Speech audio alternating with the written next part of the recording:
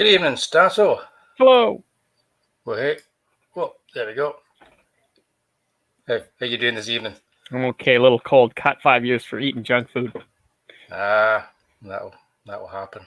Yeah. Also failing to save a bus full of kids. yeah, that too. Yeah, but it wasn't your fault. You'll find that out later on. Well, yeah, but... Yeah, you will do. Right, see if there's anybody still here after that incredible long intro that we put before we got started. So let's see. Cap, Kingpin Arts. Sup, indeed.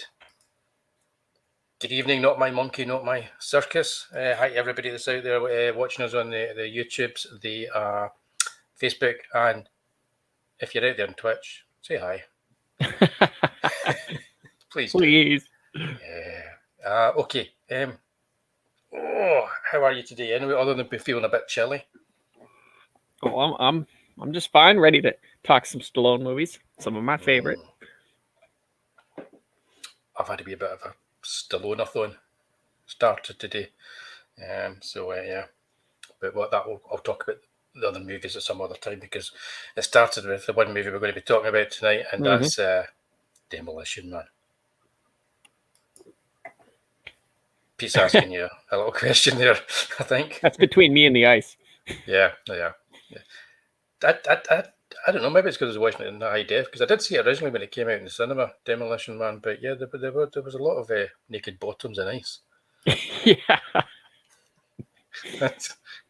Yeah. Anyway, what can you do? Let's get it started then. Yeah.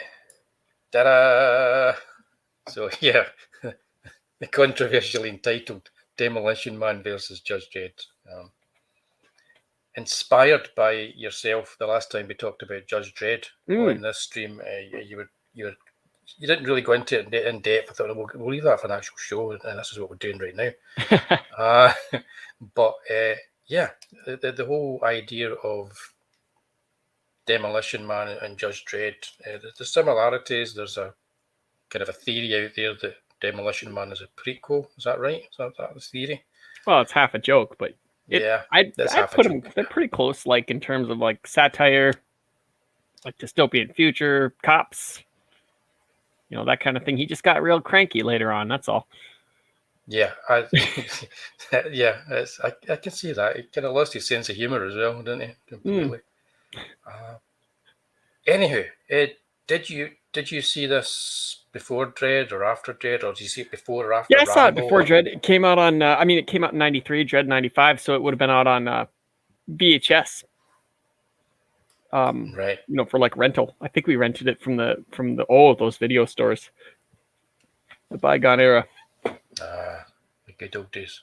Yeah, usually. Like our family was. My dad was a big Stallone fan. I love Stallone movies, and so when he had a new one out, it was an easy buy or rent. Yeah. You kind of understood what you got. I mean, he only had a couple of slow periods in his career. Probably, right after Judge Dredd, I think he went through a bit of one. He had a big resurgence with like Cliffhanger. Yeah. Well, yeah, that's the thing, because Cliffhanger was just before Demolition Man. Mm-hmm. Yep. And prior to Cliffhanger, which was a huge success, prior to that, he'd done, you can see down the corner there, Ain't We the Law. He did Stop or My Mom Will Shoot. Yeah, he had a few that just didn't do super great, like that one and before. Yeah, he's not good at light comedy. He's not. I liked Oscar. He's okay at one, he's not bad. He's not bad. He's not bad. My wife hates it too. It's okay. He's better at kind of like the quips when he doesn't try too hard. Action with a smirk. Yeah.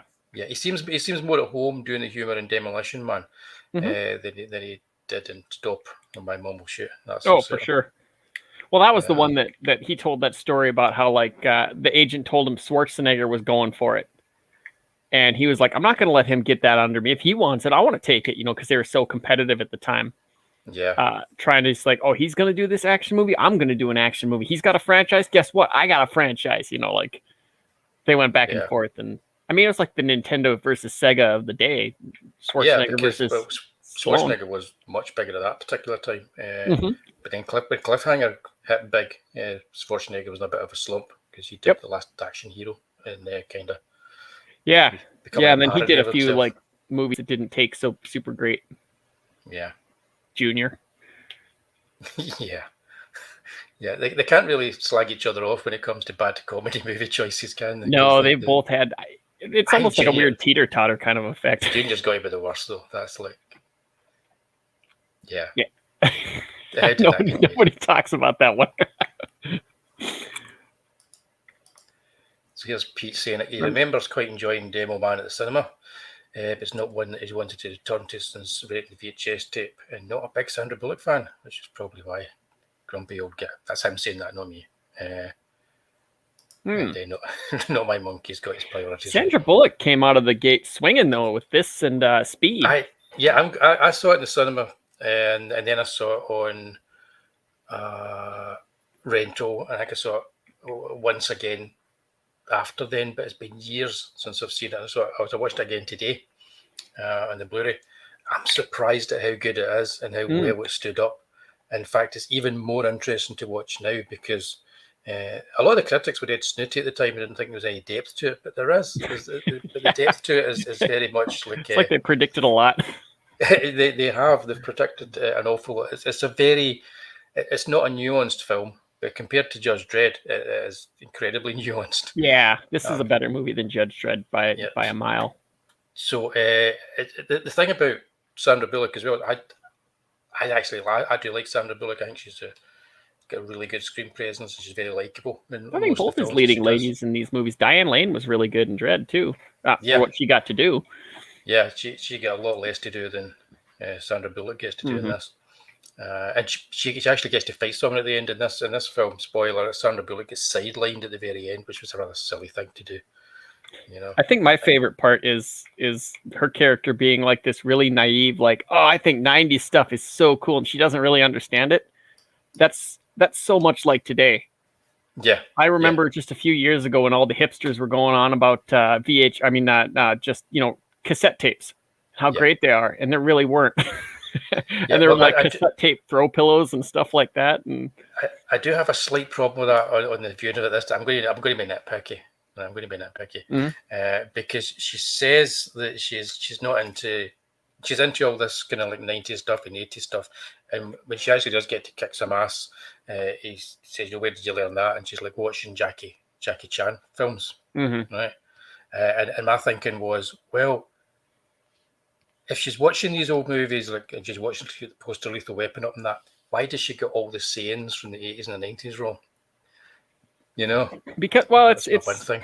I think it's like a weird game of telephone or whatever. She listens to it and it doesn't quite make sense and she forgets it and says it wrong, and that's just kind of how it is. I mean, keep in mind they had a radio station that was just all old commercials. Yeah, that's a good idea. I like that idea. The idea that Taco Bell, after the great I don't know, franchise wars or whatever, they're now the universal restaurant that everywhere, unless you watched it in the cinema in the UK. It's Pizza Hut. Is that right? Yep. Wow. Yeah, because we didn't have Taco Bell then. I don't know. Oh, that's interesting. I didn't know that. That's great. Yeah, and they kind of like they went and they changed it so it looked like wherever there was a Taco Bell sign, they replaced it with a Pizza Hut sign. Oh, that's great. And they overdubbed them saying Pizza Hut instead of Taco Bell. Oh, did the dubs match up? Because I've heard some really terrible ones where it's just like, I'm going to Pizza Hut. Yeah, I don't know. I need to check it again because the video, the the Blu-ray version I've got has got Taco Bell in it. Okay. But yeah, it'd be interesting to check that out. Just somebody's got them on YouTube. I'm guessing that they match perfectly for Sylvester Stallone when he says it. You know, maybe not for Nigel Hawthorne. I don't know. But here's a picture of the lovely Sylvester Stallone and Sandra Bullock, and she's saying she's even better live than on Laserdisc. So things that they get right and get wrong about this. One thing they get wrong is that they still think we're going to have physical media in the future. Yeah, and I think that's going to disappear. But well, I mean, it's really hard. It's really hard to fault that kind of thing because you look at let's go to our advanced computer and it's like an Apple II, black and green. It's just really giant. Which is where Star Trek got it right, where they would have he would come up and he would sign a digital pad. Totally. Like when they brought something to Kirk or something like that, or Picard, and they would just like do a couple touch things on a digital pad, and that would be their signature or something. It's like, well, that's an iPad. Yep. I like the tech in this. The tech in this is like it's all on set, so the view screens are all like video monitors on set, and there's not special effects superimposed afterwards and that. So it's already given a kind of a wee slight retro feel. So yes, it's futuristic and dated at the same time, but it works. Kind of like what they like to do now when they're trying to make like, like a callback type movie. Yeah. So it starts off in 1996. I remember Hey, that well. picture's not very far off from today. Los Angeles is burning. Yeah, I think they just got the wrong decade. And John Spartan is the character that Stallone plays. He's going to go and he's going to capture Wesley Snipes. He's the Joker, I believe. Basically. So he's a really good Joker. And the maniac to catch him in. Yeah, but no, John Spartan versus Simon Phoenix. Yeah. And I've got him one of his lines from it here because what I think's good about this film is both the good guy and the bad guy make sense. Yeah. When they're talking about the future. But it's very clear who's who. Yeah. And so it's not that you like the bad guy, you wouldn't like him at all. He's a complete psychopath. Yeah. But he's a brilliant baddie. He is. Wesley Snipes is great in this. Yeah. For sure. This is pre-Blade, and he's over the top, and it's almost as like a psychotic Cesar Romero from Batman has been unleashed in a Sylvester Stallone movie. But post-white men can't jump. Is it? Post-white men can't jump? Right, okay. 92. 92, yep. So, yeah, so he was in his co-starring phase at this particular point before Blade.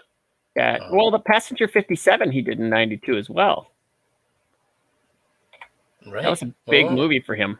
Yeah, I've been seeing that in the cinema as well. That's another fine film I need to revisit. I haven't seen since I saw it in the cinema, I don't think. Maybe a video rental. I'm not sure. Murder at 1600. Some of his other bigger ones were 97, 98 was Blade. So, I mean, he's definitely got big in the late 90s. Yeah. But this film basically is like it takes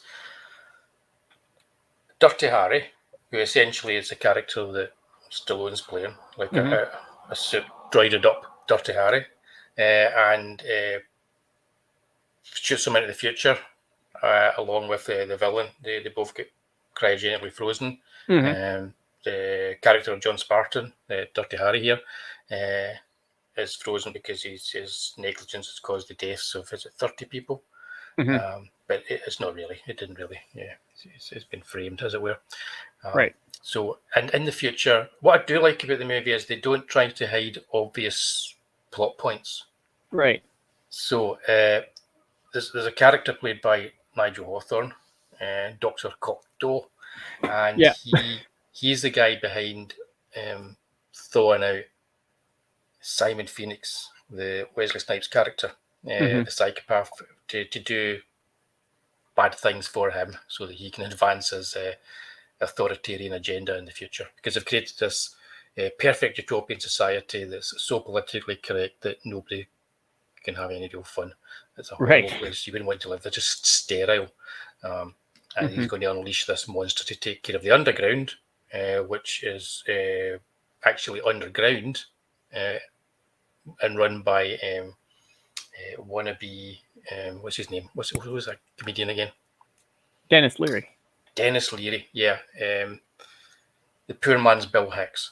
So he's running the underground. He took his style of comedy from Bill Hicks, I think. Yeah. At least a very big Took fan. is a kind word. Yeah, well, I'm trying he's to good in kind. it. He is good in it. He gets to kind of he gives a big speech about freedom of speech, and how important it is. Yep. And the people and all that kind of. Yeah, I kind of feel like that was just something that he believes. and his name is Edgar Friendly. Yep. Here he is giving the speech. In the actual movie. the plot, if you stop and think about it, it doesn't make any sense. It's just one kind of like thing leads to another, but it's done in such a broad way. It's got lots of jokes, and most of the jokes actually work. There's a few jokes where I just laugh out loud. I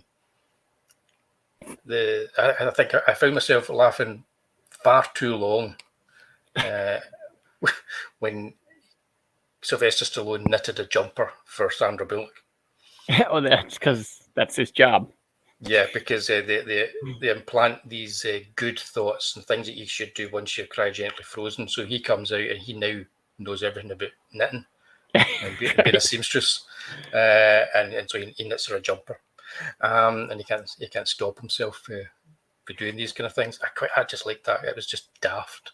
I'm surprised they didn't. Nowadays, they would have had him like kill the bad guy with like a sewing hook or like a knitting hook. Yeah, just like pull it out of him and just stab him in the eye or something. A giant kind of like sewing machine in a museum, right? Like a Batman Busted episode over his head. Yeah, we should be writing this down. But yeah, I liked all this. I like this. So it's good guy versus bad guy. Really bad guy played by old English actor, because that's what they did back in those days. It was usually an old English actor or old British actor playing the bad guy, or an American playing an Englishman playing the bad guy. Yep. And it's a fish out of water, the guy from the past who's in the future. And kind of like Captain America in that way. It is. It's a lot more like Captain America, than something like Judge Dredd. To me, the characters, for instance, that they're playing here, that you've got John Spartan is actually a Stallone type character, because it allows his personality to come through. He's got a lot of Rocky in him, a lot of Rambo as well. Whereas Dredd didn't have a character, and so hence didn't work. Just had to be stone-faced the whole movie. Yeah. Did you watch it like over the last week or so again? Yeah. Of course, this movie I've seen so many times I could not watch it in 5 years and still tell you a ton about it. Yeah, I mean it is. I mean, I've forgotten all the one-liners, but it's loaded with one-liners. There's loads of kind of lines. I think at this point, like, he and Schwarzenegger were also kind of like competing for jokes in movies, because they both at some certain periods of their careers had just tons of like action liners. Like in Predator when Schwarzenegger threw the knife and it pinned the guy and he said "stick around," and stuff like that. Yeah. Commando was full of them. Yeah. Say hi to Dave. He's turned up. Me too, Dave. I prefer this to Dredd by a mile. Yeah, definitely. I'm going to give a bit of warning. My iMac is making weird noises again. So just I still don't know how to use the seashells either. No, I found a link online, but I don't know why to click it. Possible scooping? I don't know. Yeah, because that was like the joke was actually, a lot of the jokes actually are really quite clever. This is a Joel Silver movie, so he's produced it. It's edited by Stuart Baird, who did all the editing for these movies, and he went on to direct films as well. The last Star Trek Next Generation movie, he directed that, which wasn't great, but it's looking better as the years go by. And it was directed by a guy called Marco Brambilla. And this is like his only feature film. And he went on to become an actual fine artist. I think he probably was coming from that background anyway, which I thought was quite interesting. So, because I had a look, and he's done some quite interesting stuff. It's like he did this video installation projected onto a building, and it's Nude Descending a Staircase #3, it's called, and it's based in Marcel Duchamp's classic Cubist painting, Nude Descending Staircase #2. Don't bother with #1. It's really nice. It's a really cool, interesting piece, and the idea that it was projected onto a building that looks like it was made by a cubist as well. I like the whole idea of it. So yeah, he went to become a successful fine artist. So good on him. I think if they ever do Demolition Man 2, he'll probably want to do it, I think. But You know, it's funny though. I never really thought about it until now. How similar the endings were. I mean, not so much, like the freezing versus the falling to the death, but you've got Rico, whose big plan is to clone a bunch of characters, and it's a race against time to keep the clones from waking up. And in this one, you've got Wesley Snipes' character who's trying to just thaw out all the prisoners, and it's a race against time to keep the prisoners from waking up. Yeah, I noticed that as well watching it this time around, because the ending of this one never really stuck with me, other than the heavy kills the bad guy, But yeah, they are very, very similar. It's just I wonder if they're trying to take everything that worked in this one. And that might have been something on purpose. It's like with this previous movie that's been successful, let's steal from it. Well, Stallone was, he had some creative control in Dredd, so he's probably like, look, this killed in Demolition Man. Yeah. They like Hi, this Kim. stuff. Thanks for joining us. It's weird, though, because it seems to go on forever in Dredd, even though it doesn't last that long. It's all over quite quickly in Demolition Man. Well, this kind of movie versus Judge Dredd, it's an interesting argument for creating a new character, because Demolition Man, totally new situation. It's kind of borrowed from a couple of different movies and stuff like that. But you do that and you have no expectations, so you can go in and you can do all kinds of stuff with the personality or whatever like that. But then Dredd, you bring it to screen, you change a bunch of stuff, it makes people mad. Yeah. When they're fairly similar movies, there shouldn't. If you're looking at it as a Stallone movie, it shouldn't have failed. No, it should have done just fine. But the fact that it had that Dredd thing attached to it. I think the comedy is a big thing, though, because the comedy in this, you had Sandra Bullock, who's good at light comedy. Mm-hmm. You had Benjamin Bratt, who's also really funny in it. But you had Rob Schneider. Well, he was better in this one, I think. Small role. Yeah, we had Rob Schneider. I'll just leave that there for everybody. It's Dredd at the top and Demolition Man at the bottom. Is it? Are you sure? Yeah, I don't know. Okay. Yeah. He's not in it as much. No. So that helps. But that's what got him the role for Dredd. Yeah. And he's surrounded by people that have a similar kind of like bent to him, so it's like they think the same way, they talk the same way, the same. So he doesn't mug it quite as much. As you can see, the mugging is more sedate on the bottom screen than it is in the top one. So I would say it survives Rob Schneider. I like Bill Cobb's back there, who's just like, his whole point in this thing is to be the wise old guy that's like, I remember back in the day, Phoenix was horrible. Yeah, well, I was wanting to mention him because he was wasted. Yeah, he's a great actor. Because you've got the old guy that actually remembers what it was like in the past, before all the political correctness ruined everything. Oh, you'd think that Sandra Bullock would be on him all the time, asking him about questions. Yeah, you would have thought that he would have been involved in the action, but he just has the one scene, just to establish that he knows this guy from the past, and then that's it. He's forgotten about, and you're like, no, that could we maybe have a little bit more with him, throw him into the action, but no, they don't. So I was a bit disappointed with that, but the movie rattles along at such a pace that so much happens, and there's so many incident upon incident, that you just go with it. But it was only after the movie you think, hang on a minute, he just disappeared. Right. What was that about? He didn't. He served a quick purpose of just being the old dude that remembers the guy, and then he gives him a little, hey, oh yeah, he was terrible. He was the worst of the worst, and then they're all like, what? Yeah, I love the whole running joke of like, how do we beat him without violence? Yeah. No cop knows what to do. Okay, we've never arrested anybody before. Tell him put your hands up. Put your hands up. He should put his hands up. Okay. So far so good. Yeah, that's the judge. That was a deleted Judge Dredd scene, Pete.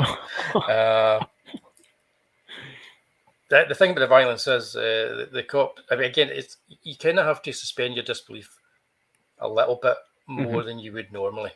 Okay, But I think it does that by playing up the comic book aspects, and by comic book I mean almost kind of camp comic book. It's like, you know, you've got Simon Phoenix, you've got John Spartan, you know, Yeah, you those are get some manly names.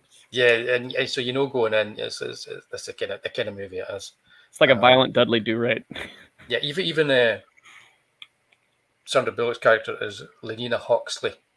So just in case you're not aware of this, you know, it's like Brave New World, Aldous Huxley. You know, it's like it's just throwing it in our faces. The character adds to the charm. Exactly. It's like it's nothing subtle in this, but some of the jokes are quite subtle and quite good. The Dr. Cocteau character here, he there's one plot point that annoyed me when I first saw it, and it still annoys me to this day, because he frees Simon Phoenix from the cryogenics, right? And he pretty much allows him to be freed with all the knowledge that he needs to kind of like use modern weapons and get everywhere and do everything he wants. It makes him even worse than he would normally be. He's been programmed to be worse than he even would be in the 20th century. And then in the 21st century, he's like a super bad version of what he was. Whereas poor John Spartan just been reprogrammed to do nothing. Right. But he was also programmed so that he couldn't kill Dr. Cocteau. So, you know, so he couldn't kill him. At one point, Wesley Snipes' character, Phoenix, asks Cocteau to thaw out some other bad guys that have been put away in the past by John Spartan so that he can get a grip. It's a very... It reminded me of like a scene for Batman. It's like him with the other villains around him. He's like, almost like he's goons, ready to kind of like plot what they're going to be doing. The Jesse Ventura scene. Jesse Ventura scene. That's the scene that annoyed me at the time, and it annoys me now, because although Wesley Snipes has been programmed not to kill Dr. Cocteau, Jesse Ventura, who's been thrown out, hasn't been. So he is able to kill Nigel Hawthorne's.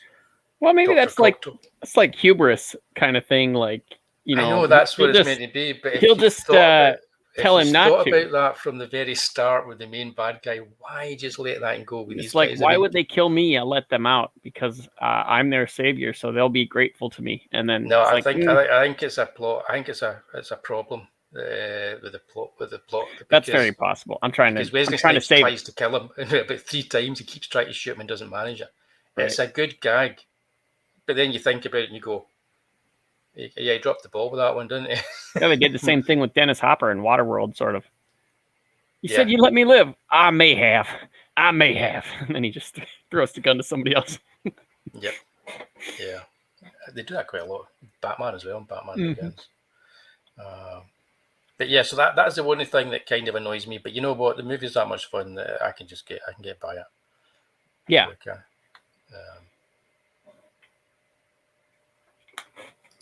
There's another plot point to forget about. Because when he's been thawed out, John Spartan, he starts asking about his wife, you know, who's passed away in the great earthquake of was it 2010 or something like that, and his daughter. And at one point in the movie, Sandra Bullock says, I can bend the rules here and I can look up your daughter, and you'll be fully grown now. And he says, no, don't bother. And she is never mentioned or seen in the movie. So I was going, well, why even talk about her? But I did my homework, and they did shoot a scene. She was meant to be one of the underground, working with Mr. Friendly, you know, wannabe Bill Hicks underground. And there is seemingly a moving scene that was filmed with him and his daughter. And Joel Silver said to the director and the writer as well, he said, get that out, it slows everything down, take it out. And they were like, I think it would be out of place. But why does he not care about his daughter? I think it's probably a situation where it's like she's moved on. I mean, he obviously doesn't know she's living in a sewer underground or anything like that. It's probably just like, she used to a way of life and I get people killed. Why would I want to go? And maybe she'll hate me because, you know, I'm not what she'd expect. So it's just like, oh, well, I'm moving on. Yeah, but I don't think he tracks her down. I think he meets her under there because she's already with Right. But I the mean, if resistance. he stumbles across her, that's one thing. But I mean, I could certainly see like she probably really doesn't want to see me because this is a totally different time. She's probably got all kinds of family and stuff like that. So, and who knows? I'm sure the character on some level expected to go back to the freeze. Yeah. Because he just wasn't fitting in. Yeah. And they were telling him the entire time, if you don't do what we say, you're going back to the freeze. So he probably expected it the whole time, the character. I mean, if you're really looking at how he thinks. Because nothing's working out for him. Yeah, I think we're going to have to disagree on this. I think you definitely want to know. Yeah, I wanted to know.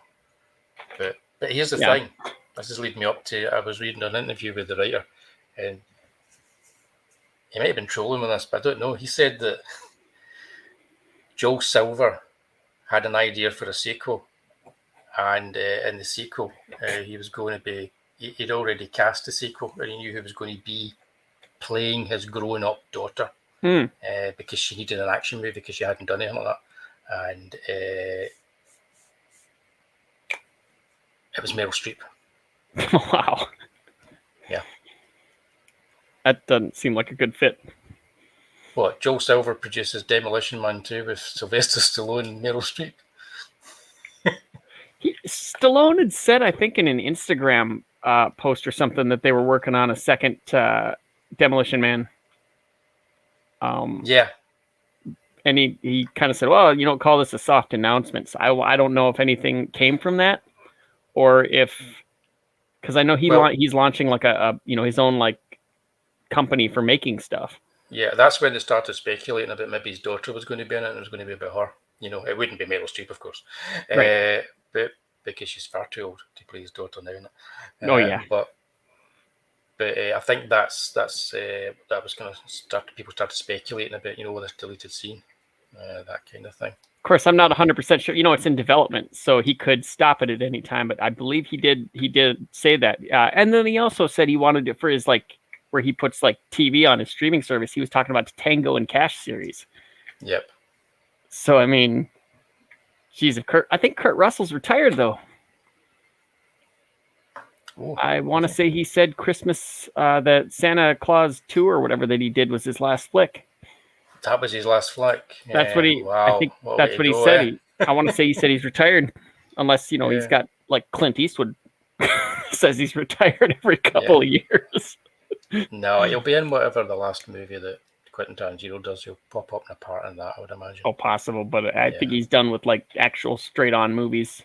Yeah, you can't. So he's just getting too old. You can't go out without being your last movie. Well, Gene Hackman went out with Welcome to Mooseport with Ray Romano. Yeah, I suppose. And Sean Connery, The League of Extraordinary Gentlemen. So well, actually, no. He went out with a really bad animated movie that was made that he did a voice for. Which one was that? Which is even worse. I thought The League was the last thing he did. Yeah, unfortunately, no. Oh wow, wish it was. Yeah. We'll need to do The League of Extraordinary Gentlemen at some point because I agree. Yeah, because compare the comic. That should be interesting. Yeah. Mine will be very interesting. I'm sure yours will be equally, but mine will be because I'm not a big fan of the comic. So is that right? Too what is it? Too nihilistic? No, I like nihilistic as well. It's just I like to know that the writer has got some respect for the original artist that created the pieces, and I don't think he does. I think not just using the assets. Yeah, I think he's just using the assets. I think what he did is just as bad as what a lot of people are doing today with various IP. Well, he basically did that with Watchmen, and it worked out great for him. I figured this would have been, he thought slam dunk. Yeah, but he's using the actual. If he'd done Watchmen with the Blue Beetle, I wouldn't be at all happy. No, DC rightfully said no. Wouldn't be happy at all. But anyway, that's another show. Let's not talk about that's another show. Yeah. Hey, Ashen. Yep. Hope you're not running around with a chainsaw. Something got out. And yes, please do hit the like button. if you haven't already, if you're watching, and subscribe if you haven't subscribed, because this is what we do. We spend an hour or so talking about movies and so on, things that we like. I'd still like to think that they took some of those clones and just made a bunch of Dredd clones and dispersed them all over Mega City 1 so that like his legend grows. And not one of the clones knew about the other clones, so they all figured they were Dredd. Yeah. And then they run into somebody that's been thawed out for the Demolition Man. Right. Yeah. It's weird because the similarities in this, they both have terrific casts as well, apart from Rob Schneider. But the cast in Demolition Man all get to shine a little bit with what they have. Right. Even if it's just one scene, they stick in your head, you remember them. Whereas in Judge Dredd, it's like you're watching Max von Sydow, you're watching these characters, and you're hoping that the actors get to do something cool. I will say, Jürgen Prochnow did a whole lot with that little bit of time that he was given. Yeah, he did. I think he was probably one of the best. He was a really good secondary bad guy. He did, but yeah, at least he was given a little something to do, I suppose. Yeah, shoot himself in the arm. Yeah, I suppose. But yeah, so that's one thing that struck me about this as well. It's like they make the most of the material they're given in this. Mm-hmm. Dredd should not have failed. I mean, like I said, just as a Sylvester Stallone movie, it shouldn't have failed. But it's just, I do think that one might have maybe relied more on an international success, which wasn't there. Yeah, it's funny because I was looking at the figures as well for both of these films online, and Demolition Man across the board did better internationally and at home and everywhere than Dredd. Much better, even much better internationally than Dredd. So it's just one of these things where it's occasionally the better movie wins out, and in this case, it's very much, it works as a date movie because it's got action, it's got chemistry between the characters, it's got comedy, and it also works as a comedy, action, science fiction movie, and it kind of works as all three. Oh, for sure. Which is hard to pull off, to be honest. Yeah, but Stallone usually did that kind of thing really well. That kind of balance of like, kind of that same balance that Sean Connery had in the Bond movies, where there was, he always had a smoke or a smirk and a line at the right times. Yeah. And then there'd be like those fantastical elements, rocket packs and bad guys with metal hands and stuff like that. But then there was also the action and romance and stuff. So there was something for everybody in those movies, which is why that kind of franchise endured. It's funny because you mentioned Bond, because I was thinking that as well with Bond. It reminded me of Bond when I was watching it. There was it was almost like the action beats. So like you get the set up kind of action sequences that they do, and they all kind of drive the narrative too. So you're given plot points during the action as well, which a lot of films didn't do at that time and still don't do today. And I thought that was pretty cool. I enjoyed that. Sometimes it was a case of like, it stops where they kind of roar and try to strangle each other and tell the plot, But nevertheless, it's combining the storyline with the action. Well, I kind of feel like this one, like it needed Stallone to it, because there's some movies like, I guess what's a good example? That one Tom Cruise did, the All You Need Is Kill remake. They call it Live, Die, Repeat, but then Edge of Tomorrow. Whatever. Yeah. Edge of Tomorrow. I think almost anybody in that role the movie would have been just as good. Yeah. It was star-proof because, you just have some guy waking up going, what the? And then getting killed and they go, what the? And then he's better, Yeah, I think so. But Stallone, I think this one almost was tailored to him. Yeah. So, I mean, I don't think this would have been the same movie if Schwarzenegger had done it. Or if, like Michael Dudikoff or, just some random action star would have done it. It would have been a totally different movie. So, I mean, I think the success really did hinge on, having Stallone there. We do have an unusual take. And I'll say hi to 24 Eyes first, but COVID Kev loves both Hi, movies. Kid. Well, I love them too. Yep. So based on one more than the other. Based on the last show, there's not a lot of love for Judge Dredd. But yeah. No, I don't think I'll be watching Dredd again for quite a few years. Mm. But I'll probably watch Demolition Man again sooner rather than later because Oh, for sure. I'd forgotten how good it was. And also funny. I mean, seriously, it's like you watch these films sometimes, the one-liners you've seen them before, you kind of you chuckle or you smile, but genuinely laughed out loud about 3 times watching this movie. What else you got in that box set? You got Assassins, Tango and Cash, and The Specialist. Is that the one? I've got the Tango and Cash. I've got the Specialist, Cobra. Demolition Man, of course, Assassins, and Cobra. Yeah, Yeah, I've got that box set. It's a great box set. Yeah, Cobra's awful though. That's a terrible movie. Well, yeah, it's a canon flick. It's like that's the thing. We need to keep that for when we start. We're going to start doing canon films soon, guys. I don't know what to start with first. But hey, they paid him a lot of money to make that movie. Yeah, it's oh man, there's so And much over wrong the with top. that movie. Rocky 4 is the Rocky 4 of the Rocky films, I think, because what it does is it's almost like a lot of music videos put together. Mm-hmm. And there's like 4 montages in that movie. Yeah, so that's what makes Rocky 4. It's almost like it became a way of making movies. And the Cobra's like that. It's just like montage after montage and cliched scene after cliched scene. Yeah, but what's your take on Nighthawks? Oh, I like Nighthawks. That's a troubled film. I think with a lot of kind of changes, but Cobra is words fail me. It says not my monkeys. Yeah, I like Nighthawks. I need to watch that again. Mm-hmm. With bearded Stallone. Yeah. Wait, Cobra's the one with Brian Thompson, isn't it? Yeah. I haven't watched that one in a while. He had the knife. I think it's all down to tone, though. Right. Demolition Man gets the tone right. So that when you don't think about it too much, because you don't think about the wider world, because is there a wider world, or is this just what LA's like? You know, it's very much LA is the whole world in this film, and you just go with that. You go along with it.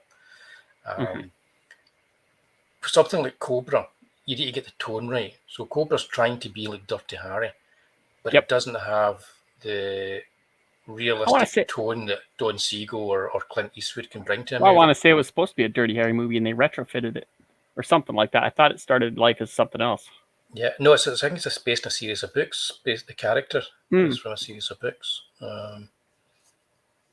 Maybe that was Cobra they got right. One of those movies he did, they changed it to something else. It was supposed to be something else, and then they just switched it around to make a Stallone flick and just changed the name of the character. Right. No, it wouldn't be any of the Rambo ones we've covered. It definitely wasn't them. Interesting. Need to look that up. It was Pete Cobra was made by George P. Cosmasters. He made a terrific film called Of Unknown Origin. It was with Peter Weller about a rat, a guy battling against a rat. Oh, that's what Cobra was supposed to be. Beverly Hills Cop. Oh yeah, and then they switched Beverly Hills Cop for Eddie Murphy.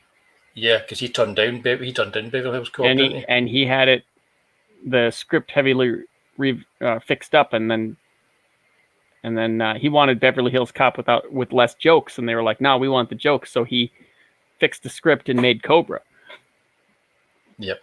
So that's probably why it's a little schizophrenic, because it was supposed to be Beverly Hills Cop. That's what it was. Right. I can see a Beverly Hills Cop in the future as well. I haven't watched that in a long time. But yeah, so this was pretty much billed as a versus, but it's not really a versus, because I think we both agree Demolition Man by a mile is a better movie. Oh, for sure. Yeah, although if like Kev, you equally love both of them, that's fine. But that's a good point, actually. Cobra is too dark, but I do love Stallone cutting pizza with scissors. Yeah, that's what I mean. Those little moments, if it's directed properly with that kind of like almost world weary quality to the actual direction, it needs to be slower paced. It needs to kind of draw you in. Well, kind of like Rocky, when he just come in and feed his animals and take his hat off, and Yeah, whereas Cobra's all like Dutch angles, fast cuts, everything's it's like an assault on your senses. Yeah. Kind of like So we need to Hero watch and it the Terror. and do a show about it, obviously. Yeah. Is it?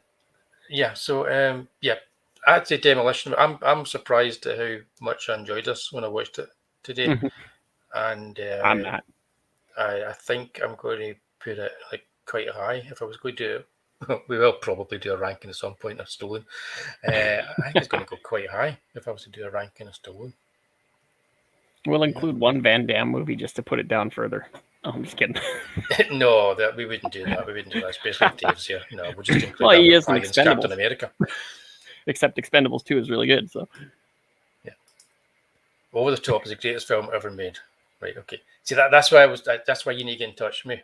Monkeys. Over the Top is the greatest arm wrestling. We are going to do an Over the Top special as part of our. We're going to do a series of canon specials. Now that's one I haven't seen in a long time. So, I'm giving you an invite if you want to either come on or get in touch, and I can get you taken. I'll give me your bullet points of the movie, what it gets right and what it gets wrong. But either way, you've got an invite for when we do that show. Okay, whether you want to do that in the chat or come on, because we are going to be doing it within the next few months. And it's definitely the greatest film ever made about arm wrestling that I've seen. That's right. Yeah. Yep, I had that as well. The old the big VHS box of Unknown Origin. I don't even know if I've seen it since then. So in my mind, it's a really good film because I remember watching it in VHS, and I'm sure it is. I'm sure it still is. It's one of these kind of low budget, kind of like psychological horror type movies that is, once the director makes it, suddenly they start getting bigger movies. Unlike today where they make terrible music videos and they make terrible movies. So yeah, Tango and Cash on TV is That's no way to watch that movie. Mother Crushers. No, Melon Farmers. Mother Crushers. That was that's no way to watch Tango and Cash. Yeah, Melon Farmers. That's what they used for Repo Man, wasn't it? That's what Alex Cox used that for the TV edit of Repo Man. so they would say Melon Farmers. Sometimes it's much funnier. Yeah. See, I've now got an image of Basil Brush with an overdeveloped arm. Cool. So yeah, let me know. You'll see when we'll let you know when it's coming up. You can let us know if you want to kind of come on, Not My Monkeys, and have a chat with us about that movie, or if not, kind of be in the chat and give us some facts and stuff like that. Maybe throw some facts to us before we do the episode, so we know what we're talking about. But yeah, that's us then. Tonight we have been talking about Demolition Man. So it's one of our shorter shows because we're not doing a lot of movies. We don't want to kind of like spoil you for the Stallones because we've both got the same box set, so you can guess what's going to happen.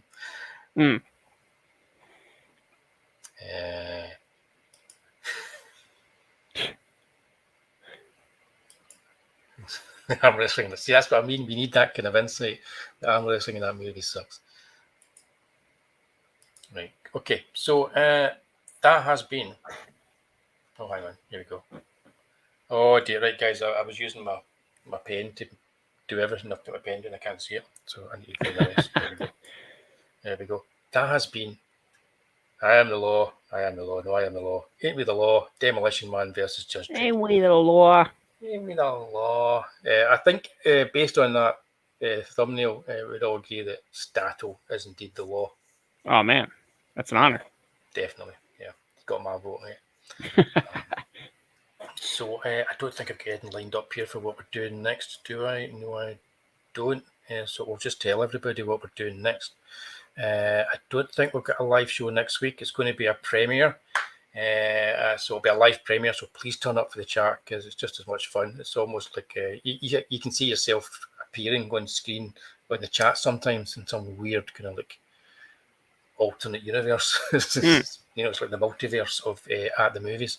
So yeah, it's going to be a premiere from something that we've done already, which is a super edit. If you're new to watching these, they're quite good fun. So we'll be doing that next week. We'll be back the week later with our mate Lucifer and we're going to be doing a ranking show.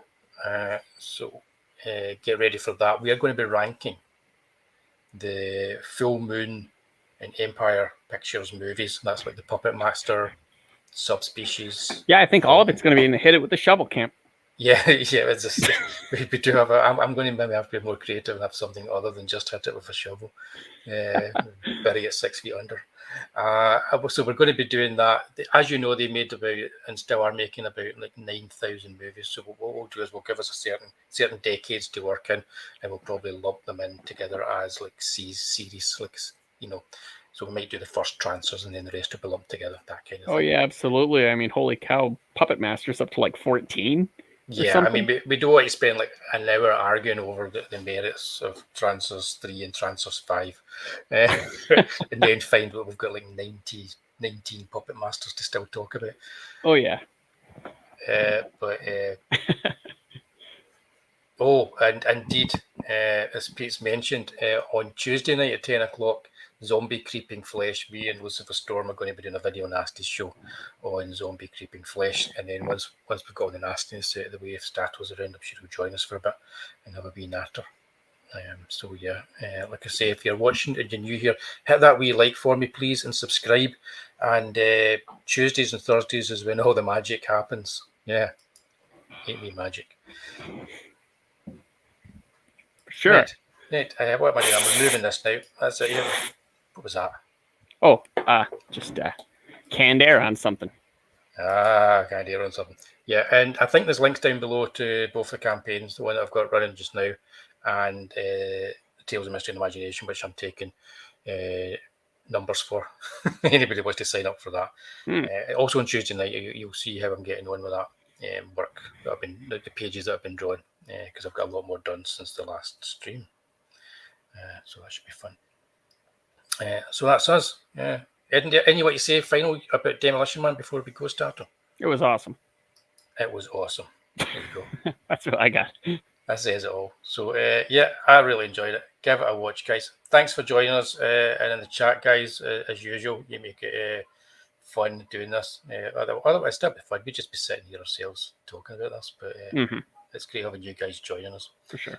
So yeah, we're going to dive off now, and I've only got the one clip to use when we're heading away. So I'll let Criswell have the final work and final word even, and we'll see you all on Tuesday night and then next Thursday. Bye. Bye, everybody. You have seen this incident based on sworn testimony. Can you prove that it didn't happen? Perhaps on your way home, someone will pass you in the dark, and you will never know it, for they will be from outer space. Many scientists believe that another world is watching us this moment. We once laughed at the horseless carriage, the airplane, the telephone, the electric light, vitamins, radio, and even television. And now some of us laugh at outer space.